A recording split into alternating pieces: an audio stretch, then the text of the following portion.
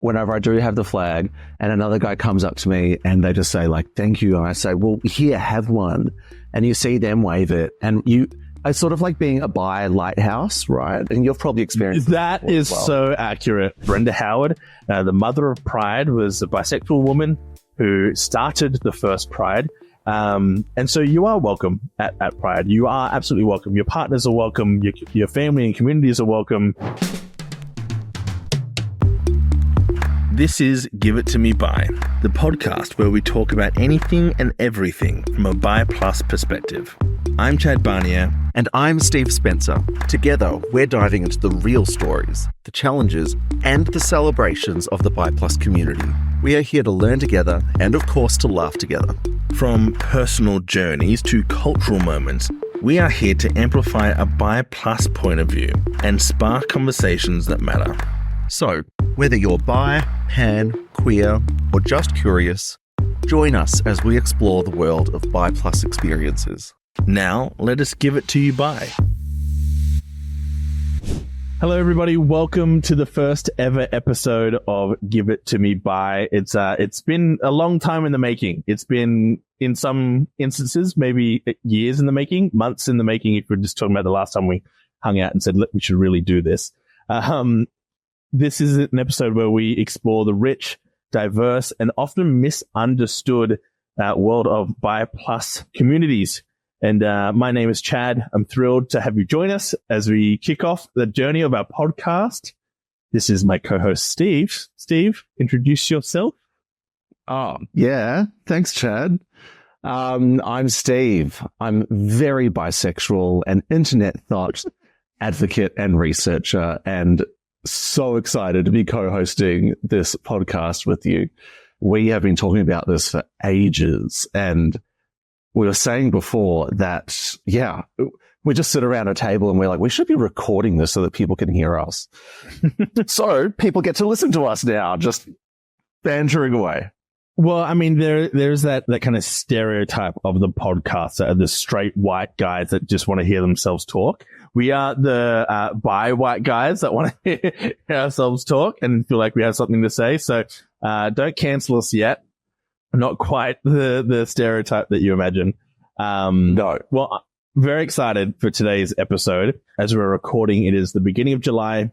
June has just finished. Therefore, Pride has just finished. So we thought it was appropriate to talk about all things Pride, jump into what it means, what the heart of Pride and what it means for the bi plus community, and kind of discuss all the different challenges and celebrations that bi plus individuals face during Pride. And before we jump into that, I managed to find some of my Pride items because just because it's the end of, it's past June, doesn't mean we have to stop celebrating. So I got my little flag here. Recent online purchase. Yeah. Comes in handy. But not so much in the Australian winter. And then, less glamorous, my dirty gym towel. I do not want to know how bad that dirty gym towel smells. Yeah, you don't want to see the other side of it. My gym towel smells amazing because it's never used, whereas I feel like your gym towel's used multiple times a day. I burn mine after each day, yeah. You just got like a closet full of bi flag towels.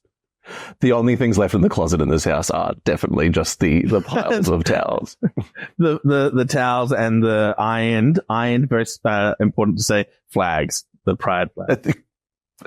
Iron and steam your flags. Honestly, okay, let's start that off. Pride Month. That's the topic that we're starting with is iron your fucking flag.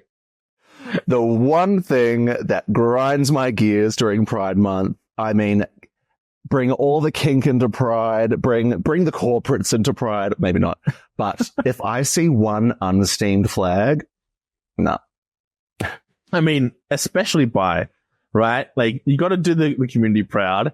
If I see like a non-steamed, I don't know, so what are some other flags without dissing a community? They're all great flags, but I don't mind if other people aren't ironing them, but I want my flags ironed, pressed, neatly folded, maybe not even folded, looped around a pole so there's no creases when you get to the parade. Yeah. You know what? I take the same sort of outlook. I'm not going to tell anyone else what to do with their sexuality. I'm not going to tell someone, they should come out or whatever. Live your life. I demonstrate how good it is to be out and to live your life. And so I'm not going to tell people to steam their flags. I'm just going to show them how much bloody better a steamed flag looks. I mean, if we're ever going to double down and like really belittle somebody, it should be about steaming a flag. That's the one thing. It's like, okay, we kind of got a point. All right, enough about steaming our flags. So we are going to talk about some of the history of Pride, a little bit about Pride flags as well, because while we're making funny jokes about it, they are important symbols and symbols that change over time as well. Some of our personal experiences, and being two locals on Gadigal land in Sydney, Australia, we'll talk about some of what Pride looks like in Australia and how we have our Mardi Gras as well as Pride Month during June. And then we'll just have a bit of a talk about intersectionality and inclusivity during Pride. Yeah, great. Now, before we kick off, I guess one of the things I want to make sure, a bit of housekeeping, I guess, is what do we mean when we say bisexual? This is a word that probably means something different in as many people's minds as there are people that exist. It means something different to everybody.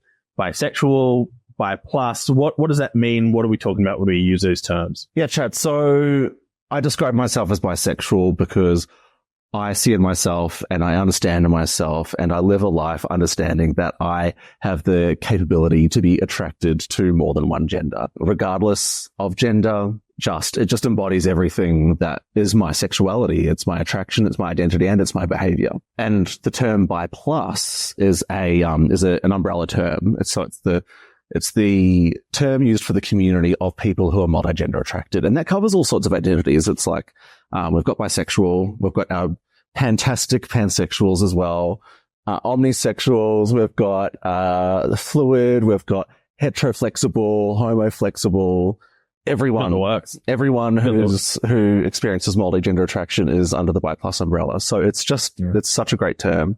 And I use the terms interchangeably. Yes, well, I do often as well, and I want to make sure that we are clear up front that, like, by using any kind of term in a way that is true to our experience of the term, we're not belittling somebody else's way that they identify with that phrase or that term. Some people use it a very specific way that might differ to somebody else's. They're all valid, so use them to identify yourself as much as you want. I was kind of giggling to myself as you started to describe what bisexual means, because I know where you got that definition from. It's one that's very fond to people in our community, and put together by the fantastic Robin Oakes. Robin Oakes is a fantastic campaigner, writer, author for bisexual rights, and I guess maybe I'll echo it as well, because I also identify similarly. Is I call myself bisexual because I acknowledge within myself the potential to be attracted romantically or sexually to people of more than one gender, not necessarily at the same time, not necessarily in the same way or to the same degree. But love it. I love that we both have the same reference points for that. That's great. Oh, very Robin cute. Is everyone bi mum. Bye, mum. Bye, mum. Bye, mum. Love Robin. Fantastic. Well, there's some housekeeping out of the way. I guess let's jump in. Let's talk Pride. Like I said, it's early July as we're recording. Pride Month is just wrapped. Globally, it is recognized as June. Sometimes Australia, we celebrate Pride in June. We kind of have maybe more of a tendency to celebrate Pride when it's kind of Mardi Gras season, but we've started to, in the last, I guess, decade, start to celebrate Pride in June as well. Let's perhaps talk a little bit of Pride history and where it all began. How do we get Pride? Where did Pride come into our narrative as queer people? Mm-hmm. So, Chad, tell the listeners and the viewers when Mardi Gras is here in Australia. And then tell us a bit about where Pride came from globally. And so where it started, what year it started, and sort of where we came from there. Yeah, fantastic. So growing up in Australia, Pride season is usually very closely tied to Mardi Gras. Sydney Gay and Lesbian Mardi Gras is a big celebration, a big kind of a parade that we do. And that is early year, February, March, that kind of season. There's one kind of big night, which is the parade, the march down Oxford Street, but it's been expanded over the years to kind of encompass that month. I guess maybe we'll get to the origins of Mardi Gras as we kind of delve into the Australian stuff. But the origins of Pride come from the 1960s in America. In the 60s, there was a bit of a contentious atmosphere between LGBT individuals in the community and all the discrimination they faced amongst the people not in the community, particularly with police as well. And this kind of culminated after many raids and venues being cracked down upon in places like New York City, with an event that took place in 1969 at the Stonewall in Greenwich Village. It was a pub or bar that was owned by the mafia and provided some level of protection from police and police raids in exchange for regular payoffs. And it attracted a really diverse crowd. So you've got gay men and women, you have transgender people, drag queens, often young homeless queer people as well, and other marginalized members of the community. And in June, so this is where we get Pride Month from, on June 28th, 1969, in the early hours of the evening, early hours of the morning, police officers raided the Stonewall Inn. It was one of many, but the response to this raid was people pushing back and resisting. And the rest is literally history, right? Yeah, so there's many stories that came out of June 28th at the Stonewall Inn. So tensions rose quickly. Patrons, bystanders began to resist arrest and confront the police, and it turned violent. The situation kind of turned violent as the crowd grew larger and more defiant. Rioters threw objects, barricaded streets. They clashed with police officers, and confrontations continued for several nights, and thousands of people participating in the protests. And so that was kind of what kicked off this mass kind of movement in the queer community of this resistance. Obviously, resistance had existed before, but this was this kind of this one event that really kind of united the community to say enough is enough. And that was an event that in years to come was honored as this kind of turning point of turning this kind of queer community, the wider queer community, known often at the time as the gay community or the gay and lesbian community, into a community of resistance and activism. Yes, the gay and lesbian community that was always more diverse than just gays and lesbians. Yes. So Pride started off as the Stonewall Riots, right? So bring us forward a little bit more to when we see Pride parades. So now people think of Pride, they see their big street parades in the center of their cities. Here during Mardi Gras, we have our Mardi Gras parade. And tell us more about the start of those parades. Yeah, absolutely. So a lot of people might not remember or might not know at all that Pride, the parades that we know Pride as, weren't always parades. They were protests, right? So the first Pride protest, or the Pride parade, was put together or organized primarily by a woman called Brenda Howard, who is a prominent bisexual rights activist, feminist. Here we go. Deeply involved in queer advocacy from the late 1960s all the way through to the early 2000s. And Brenda Howard was a pretty wonderful woman. So other bi mum. The other bi mum. So this is number two. Yes. Everyone is our bi mum or our bi daddy. So our family is large. Yeah. Yes. We've got our bi mummies, our bi mums, our bi dads, our bi daddies, our bi zaddies, our bi thadies, just our bi parents. Love that. Bi thadies. That's great. I love bi thadies. It's a big family, but it is. Yeah. I think it's awesome because, we'll talk a bit about how bi plus people have been treated during Pride, right?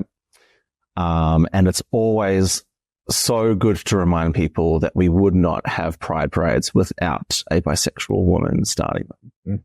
Yeah, so Brenda Howard had been on the scene in advocacy circles that was deeply involved in the anti-Vietnam War movement, the feminist movement, and key figure in like kink communities. But when it came to the first Pride March after the Stonewall Riots in 1969, there was this kind of growing sense of like, enough is enough, this urgency of resistance, and needing to kind of take back the space for ourselves and our community. And so Brenda Howard recognized that importance of commemorating the riots and commemorating that night and that time and maintaining visibility and through activism.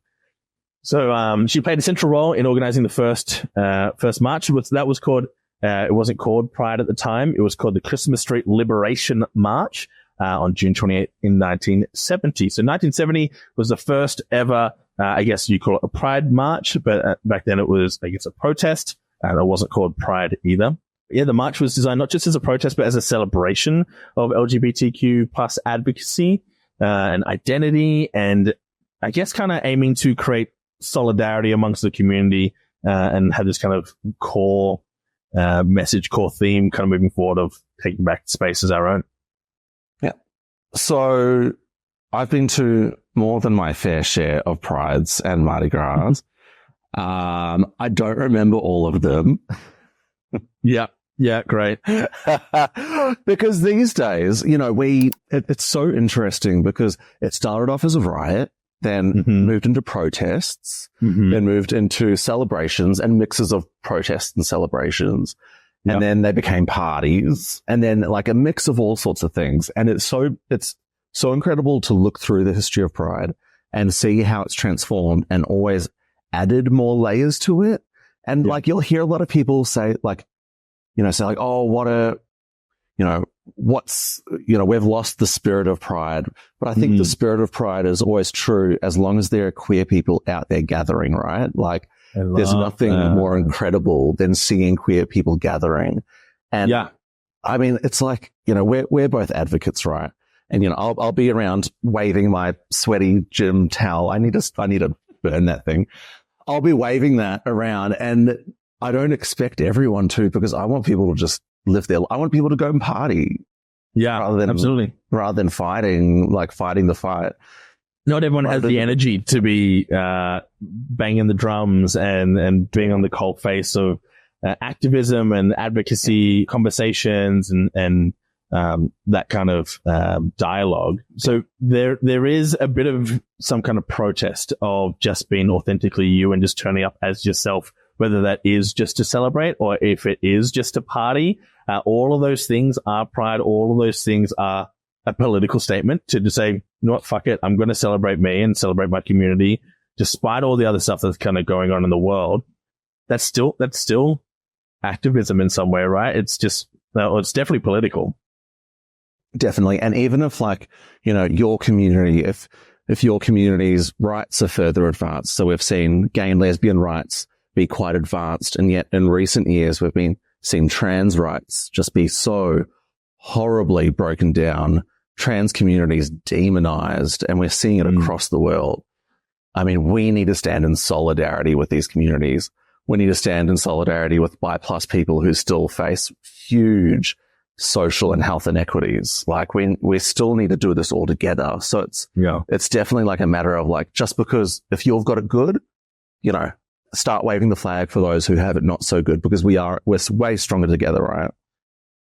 Absolutely. I think that's something that, I think throughout all of our episodes, something I'm probably going to come back to a lot is this idea of community. And I remember my first time, and maybe this is reserved for a future episode. Actually, episode 2, I might talk about this, of how I came to engage with the bisexual community, and just how wonderful that felt and how affirming that was, and the types of conversations I was able to have or engage with, or the types of thoughts I could start engaging with myself, even because I knew that I had a community, someone I could kind of, I guess, parry with or have that conversation with. And I mean, this is kind of where this podcast has been born out of. We met through those circles.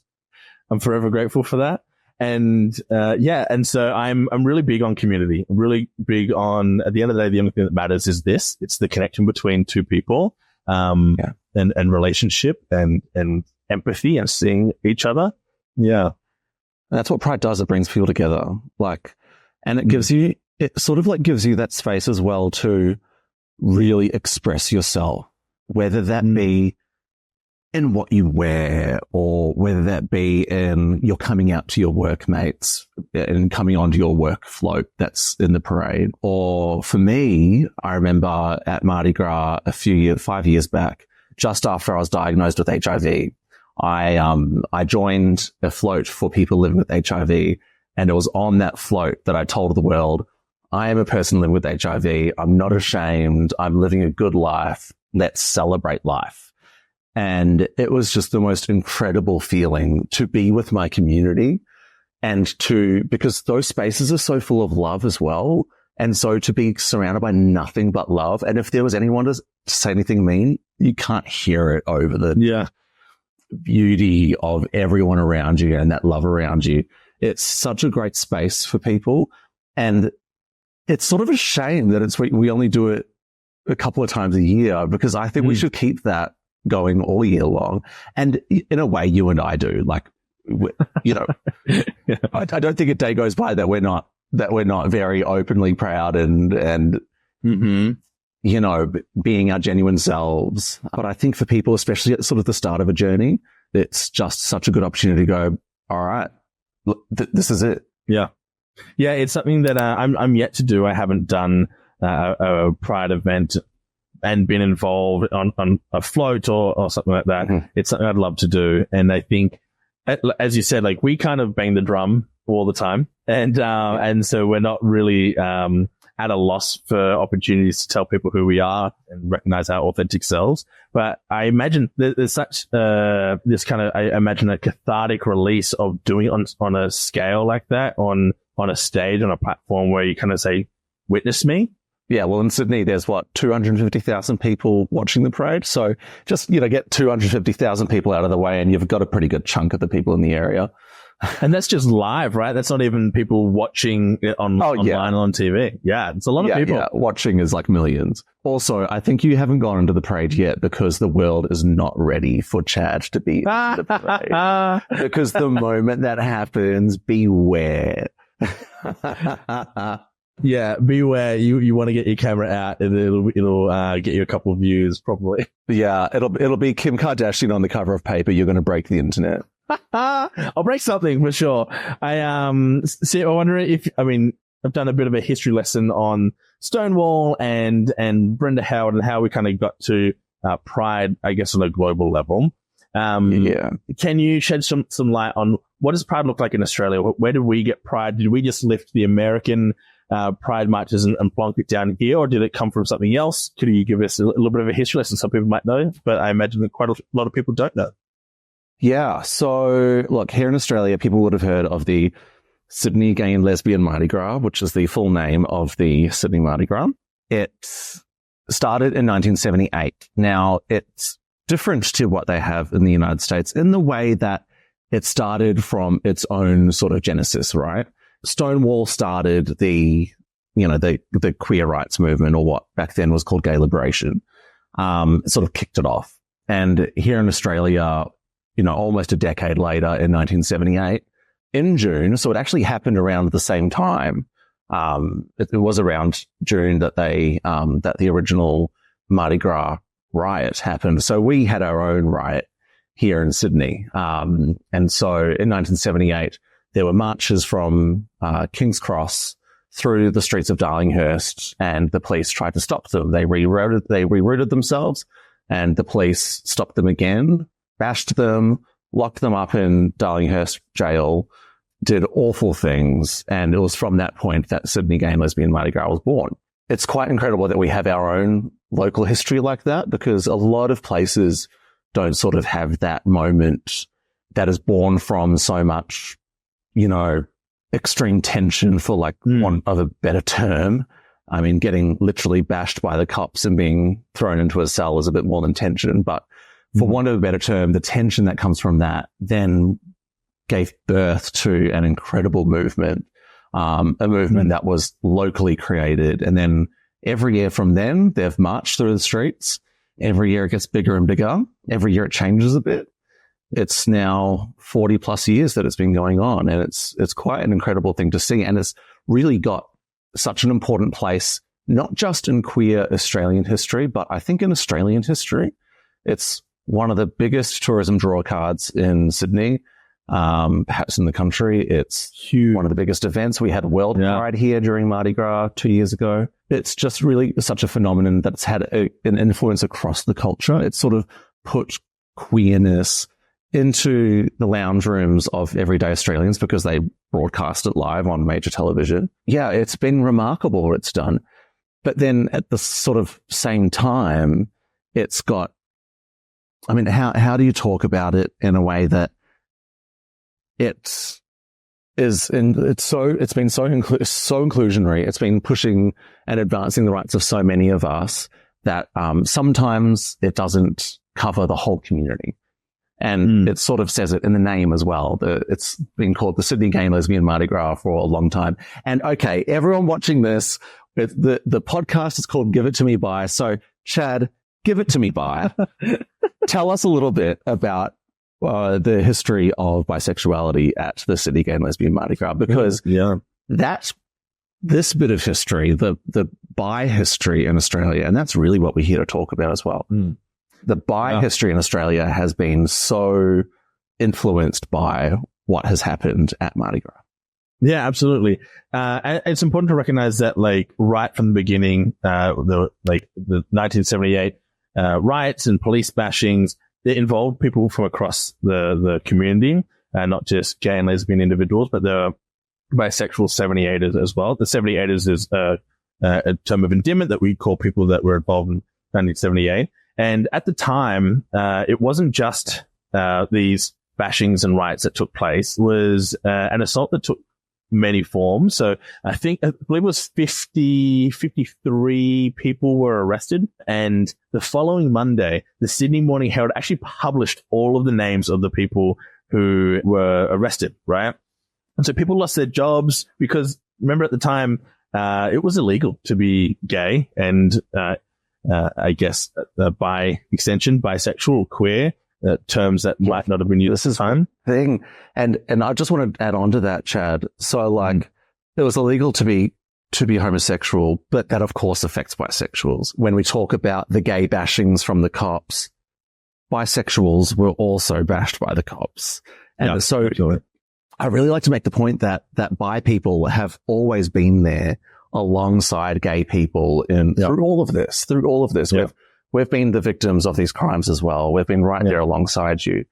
Yeah, absolutely. So, I mean, so this treatment of people continued. And so after the names were published in the Sydney Morning Herald, people lost their jobs. People were kicked out of their homes. People had their rental agreements cancelled. And unfortunately, some people even lost their lives to suicide. And then there were many protests following this, and hundreds more were arrested. Hundreds or a bit over 100 more people were arrested. This is kind of digging deep into my brain. I don't fully remember all of it, but there was a resistance, just like what occurred in New York only literally 9-10 years earlier. And so this is one of the reasons why we march, one of the reasons why we like to remind people that Pride is a protest. In every form that Pride takes, it is still a protest. It's a form of activism, and it's very political to be open and out. But the history of bisexual people at Pride and in Sydney Gay and Lesbian Mardi Gras over the years has been interesting.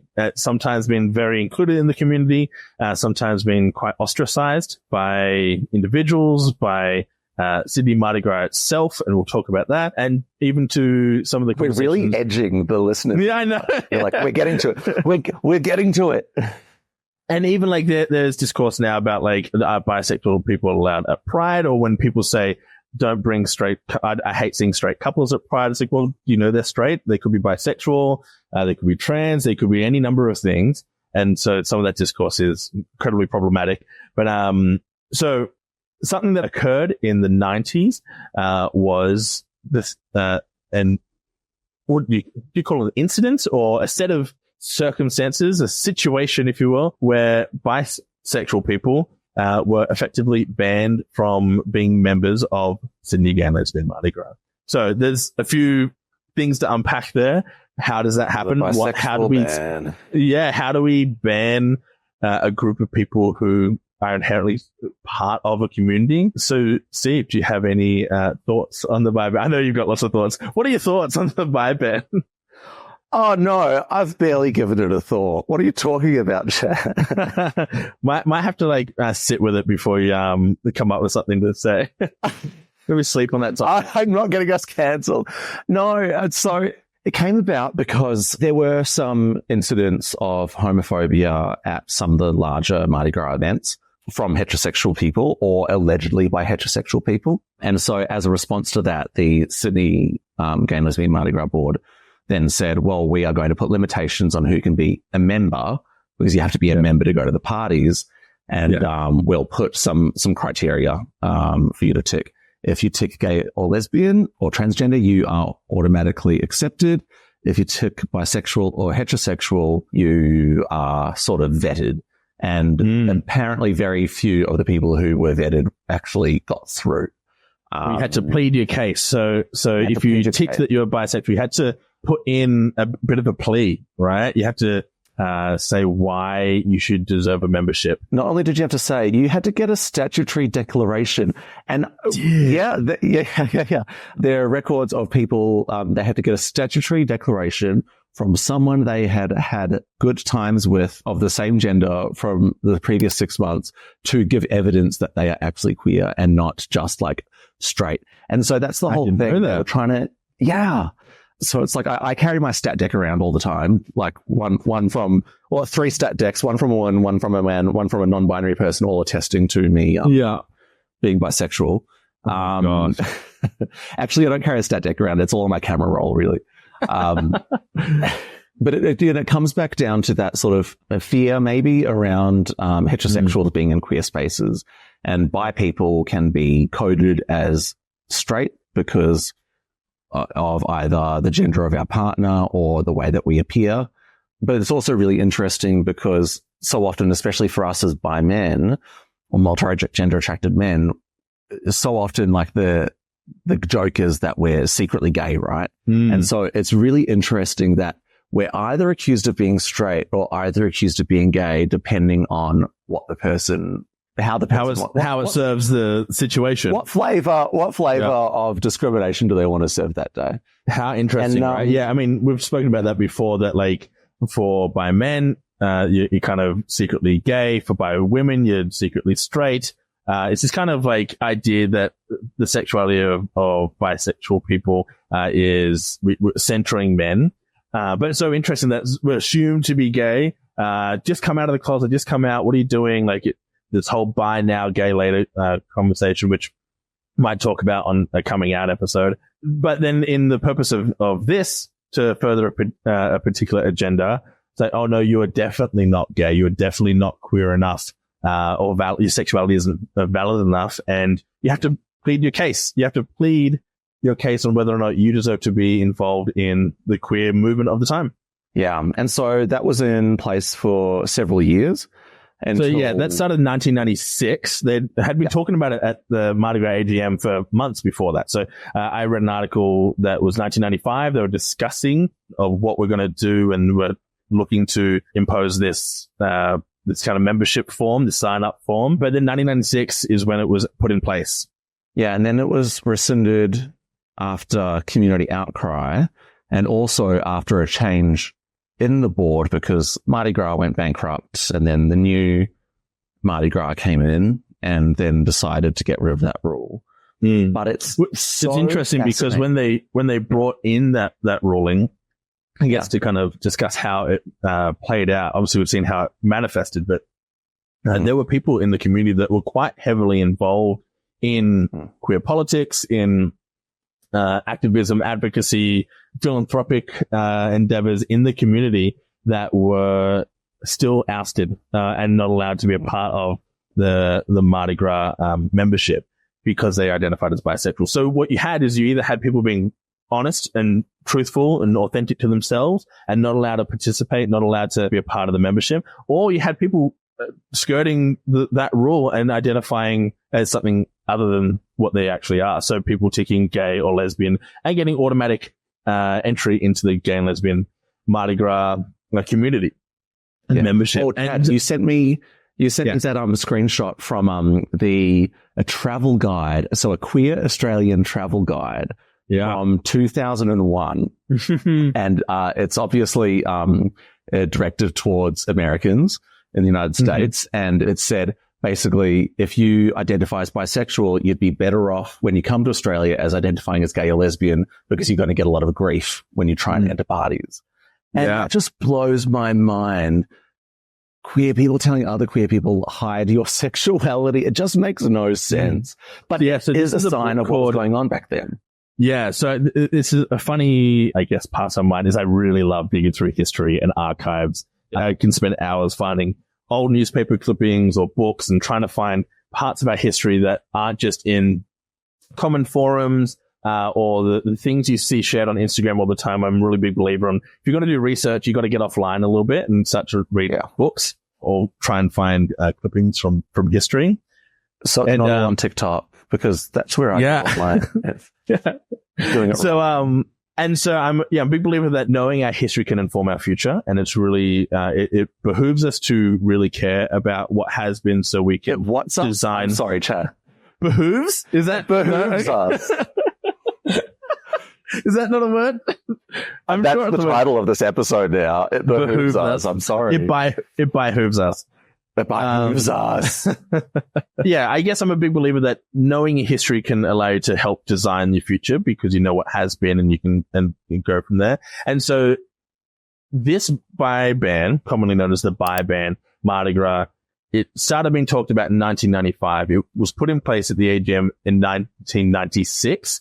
And it wasn't until, and they didn't lift it because of uproar. They lifted it because Mardi Gras went bankrupt and they had to reinstate everything when it was rescued in 2000. So for 4 years, bisexual people were ousted and not allowed to be part of this Mardi Gras membership. And people might ask, why is it a big deal, right? And as we kind of said before, it is the most visible, the most prominent, the most accessible out queer representation, visibility, avenue, and channel for queer people in Australia. So if a whole part of that community is not allowed to be in it, and at the same time is looking for community because perhaps they don't feel like they're allowed to be in it outside of that community, you kind of left fucking it was a rock in a hard place, right?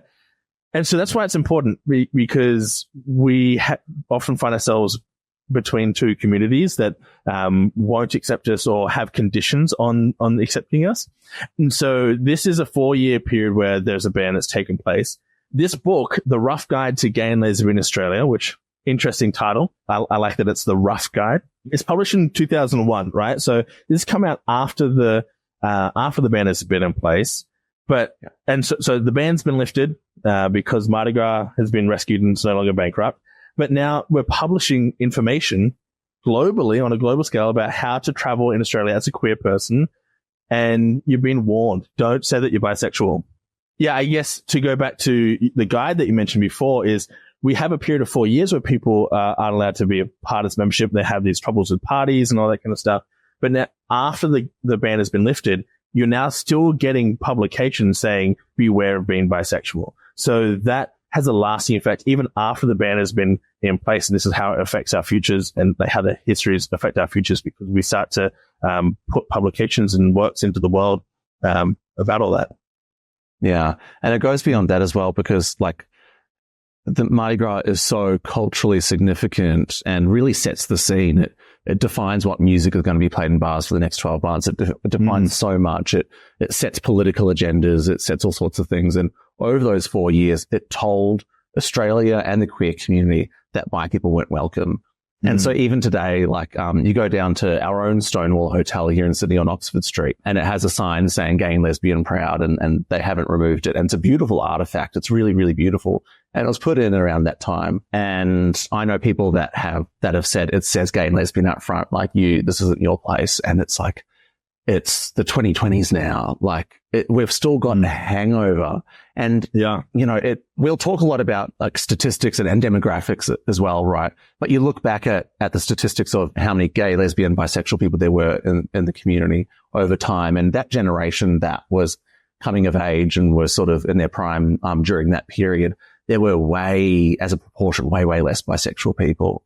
And since we've sort of moved through that more biphobic period, we're seeing the numbers of bi people explode. We'll talk so much about that, a whole episode where we're data nerds. We'll go into it. I'm excited about really that episode. Yeah.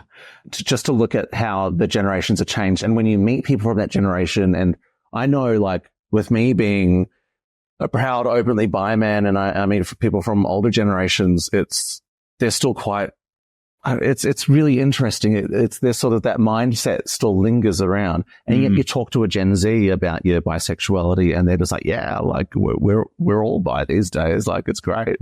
And so it says a lot about how you set the cultural tone, and that it set the cultural tone, not just for those 4 years, but we're still seeing it. Yeah. So it's interesting, the lasting effects of discrimination, even if it's a small little period. It's 4 years. It's something that would be considered a blip in a lot of histories. But when you consider that, like, the recognition of bisexual identity is still relatively new. It's been around for millennia, but I mean, we had articles in 1995 in Time magazine saying the new sexuality, bisexual. With the menacing shadows. Oh my God. Oh, everyone Google it, or we'll put it up. Yeah. We'll put it in the show notes. There will be show notes, surely. There is, when this recognition of bisexuality is still relatively new, 4 years, and then the lasting effects, and I guess the echo of those 4 years still lingers. Yeah. And like you said, it's like, it was only 4 years, but you set the line, bi now, gay later, right? That has been said that was said on television once. Sex and the City. Sarah Jessica Parker, I will never forgive you for saying bi now, gay later. Like, oh. I mean, yeah, it's one of my favorite shows, but it is still probably the source of some of the worst lines that has affected so many, like, little niche communities and things that you have to, like, work against forever because of the massive cultural impact of Sex and the City. Yeah, look, we love a pun. We love a pun on this show, but maybe not that one. Listen, it's a genius pun. Like, whoever came up with it, it's fucking banger. You're a fuck. But it's really clever. Maybe that's why it's been so pervasive, because it was so clever and so easily referenced. Maybe that's what we need to do. Maybe part of the activism is getting around in, like, a creative marketing circle and just rebranding bisexuality with our own little slogans. We've got them. We just need to get them out there. They're yeah, for sure. I mean, coming up with our podcast name, we had a list of 200 puns. Yeah, I've got a list as well. I think a couple of years ago I sat down and just made a big list of potential by episode puns, and so we're not lacking in funny by puns. Yeah. Well, I guess something to talk about is how does visibility, how does bi erasure, how does that all kind of play a part in modern pride and, I guess, pride events as well? We talked before briefly about discourse around straight couples at pride, or don't bring your straight boyfriend to bi women, that kind of stuff. What are some of the things that are being discussed about the modern pride and how bi people turn up in that space? I think, correct me if I'm wrong, but I feel like every year it just gets better and better and more bisexual. You are just seeing more of these flags, more of us, whether we were already in the crowd in previous years or that's your first Pride March. Like, you just see more. I've been seeing all of these photos and videos from Pride parades and Pride events in the Northern Hemisphere, and you look in the crowd, and at least like a third of the flags being waved is the blue, pink, and purple flag.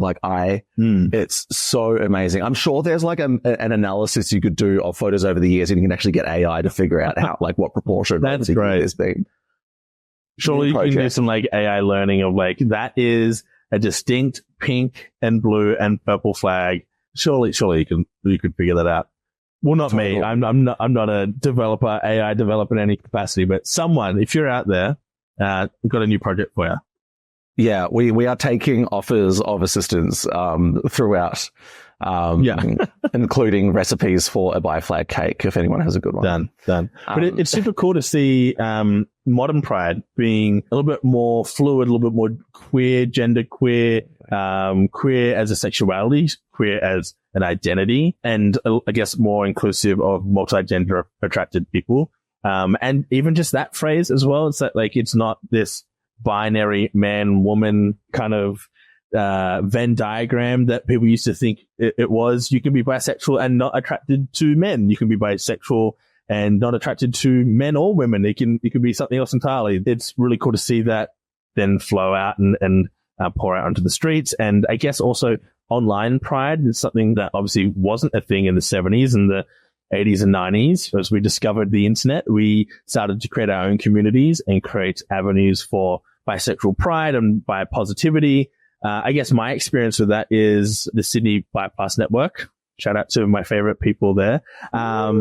And having the like bi visibility day and by week, by month and all the different ways that we celebrate that, and doing online events and sometimes hosting them, sometimes attending them. Yeah. But that's a really great way for people to find community when perhaps they don't feel welcome at other pride events. But it's really cool to see that more and more bisexual people are welcome at pride events, and we'd love to see it.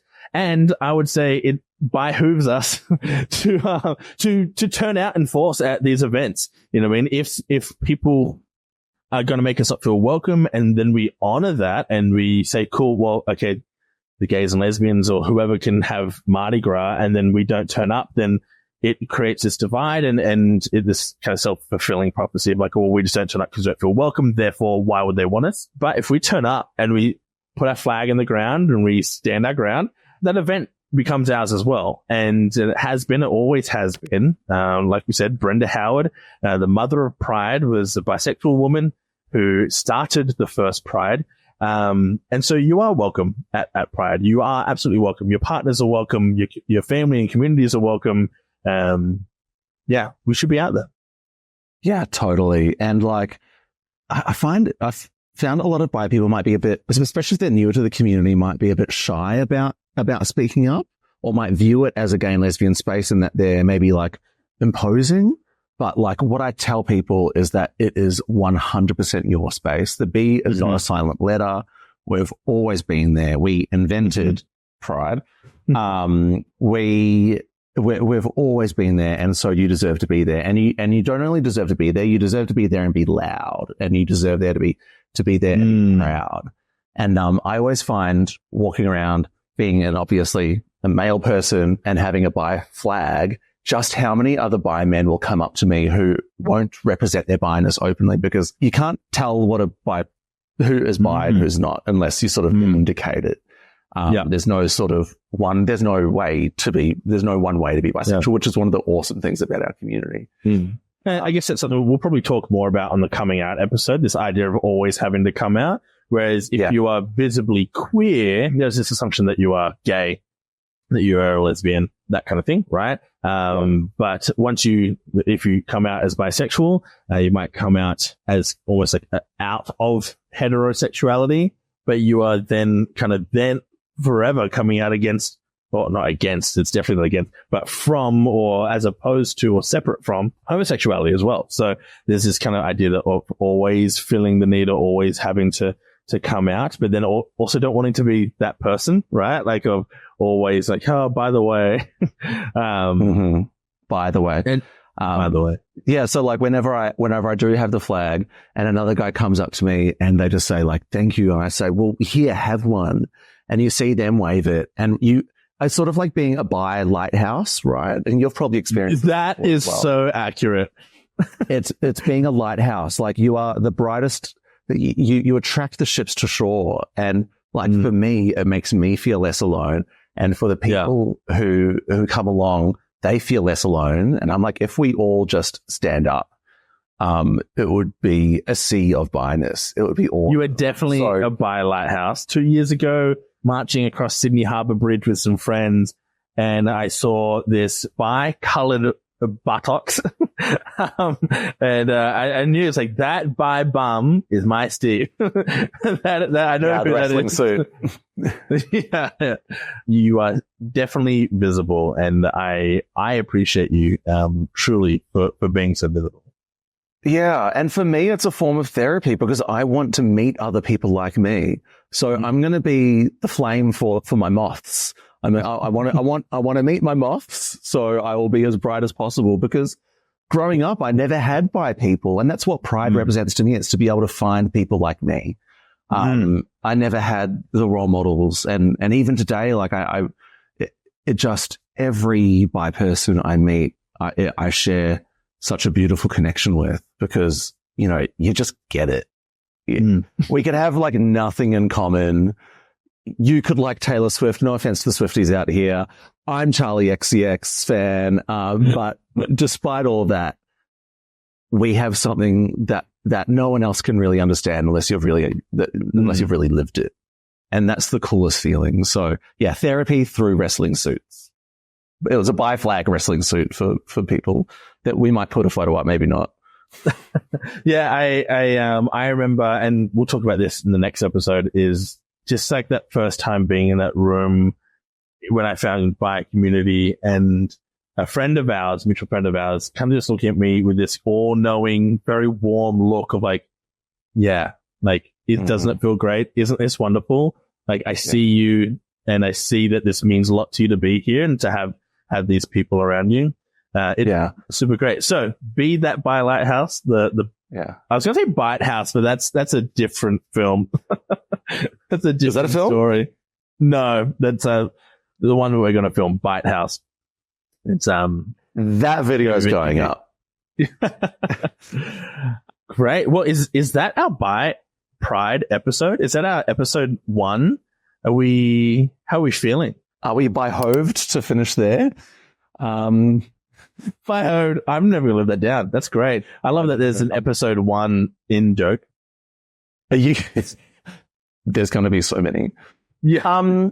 Well, if that's kind of the bi pride episode number 1, we'd love to hear your thoughts on today's episode. What does pride mean to you? We'd love to hear your stories and experiences. We are online, or we will be online by the time this gets published.